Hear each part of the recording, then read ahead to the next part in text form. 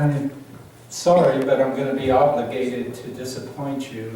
That's okay, it is what it is. Our own Reverend Joanne Burgess, last week, she told me that she couldn't be here and she didn't this week, and she didn't want to miss one of my good talks, so I assured her I would give a bad one. If you see her, make sure and tell her that it was a really bad talk today. Okay. That doesn't obligate you to tell me that. I think it was interesting, though, that Jenny's talk led to his song, but even more that my talk led to his songs. One of the phrases, see if you'll catch that, that you used that was in that song is kind of the heart of my talk today. But the month is about affirmations, and I have an affirmation that I want to share with you. But before I do that, as I was thinking about this, I thought, well, sure, affirmations are good, but they're not good enough. We need more than that, right? We need a plan. Not just an affirmation, we need a plan to get anywhere. I mean, think about it. We have business plans, we have vacation plans, we have diet plans, but do we have a spiritual plan? So let's start talking about our spiritual plan. You know, like any kind of plan like this, you have to start with preparation. And what do we do with preparation? Well, one of the things is meditation, of course. That's what prepares us. And there's lots of forms of meditation. There's the TM that Joanne does. There's yoga. There's the meditation you can see in these guys when they're playing their music. We do it by chanting. We have some people up here who have come up and led us in chants. We know Ellen used the chanting from the Aramaic. And what those do is they prepare us. You know, you wouldn't go out for a football team and start running plays and learning plays until you've prepared yourself physically and got in shape. And so that's what the meditation and the chanting does for us. But we need to take a step further if we want this spiritual power, because the spiritual power is like a river. And it's a deep, wide river that's always flowing. But in this physical life, we're up on the bank. We're on this high bank, and that river's flowing by, but how do we get the water to us? And so when we've prepared ourselves, we have techniques. And those techniques sort of act as the pump drawing the water up. You know, there's lots of techniques. There's the spiritual treatment with its 5 steps. Those are techniques that we use. We have Reiki. We have, let's see if I can say it, Ho'oponopono. That was close.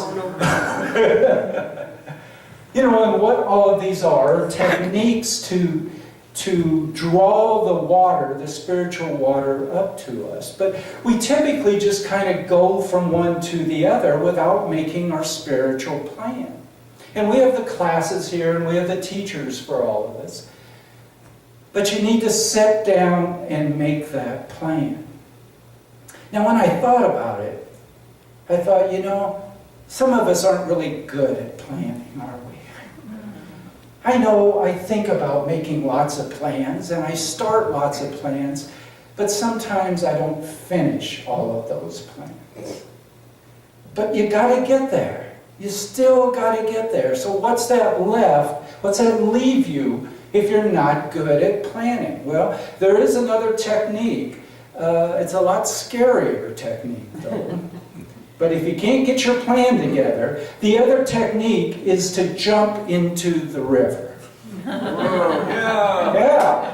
Instead of pulling that water up, just jump into the river. Now, like I said, that's a little scary. You've got to lose control. But I think here at the PLC, we're good at helping you do that.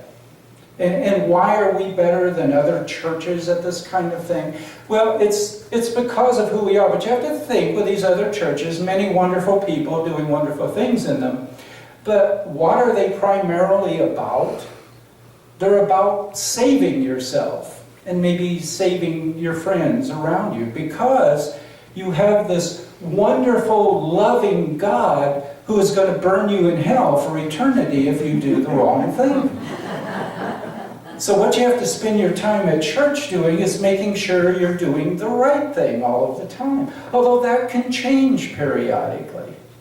You know, England went through this phase, I was reading about some of it lately, where their kings changed. You know, they started out with a king who was Catholic, who then became Protestant because he wanted to get a divorce, so he created the Church of England.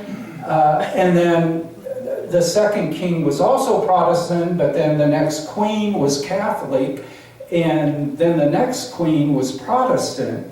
And not only did they hang people and burn them at the stake if you happened to be the wrong religion at the wrong time, but they wrote they translated numerous Bibles into English during those periods of time.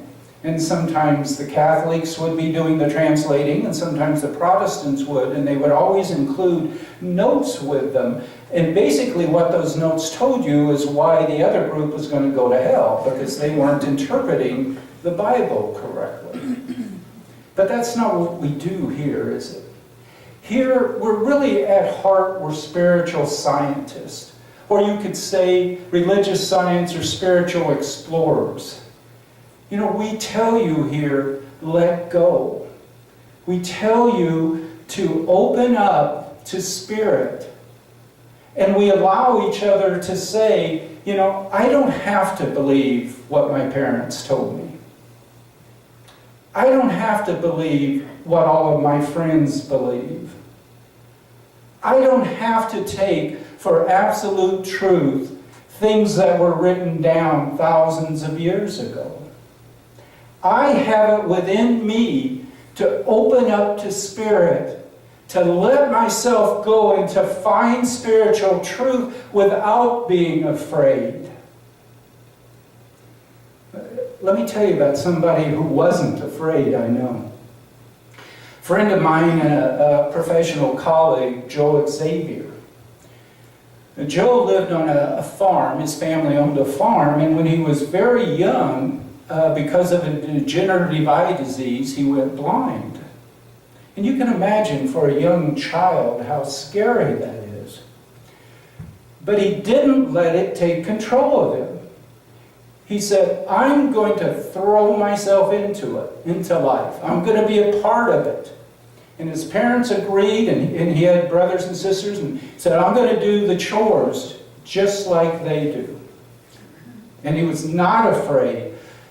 I'm not saying that when he went out to do the milking before he got it down that the cows weren't afraid. Because he's grabbing around for things there. And his brothers would walk to town and they'd cut across the field. And he said, I'm doing it too. When he wanted to go to town, he went to town. He made the acquaintance of several barbed wire fences until he learned the system. But he did that without fear or overcoming any fear. And he became a very successful businessman and owned his own business and was doing very well and had a family. And then the point came, he said, you know, I need more. This is good.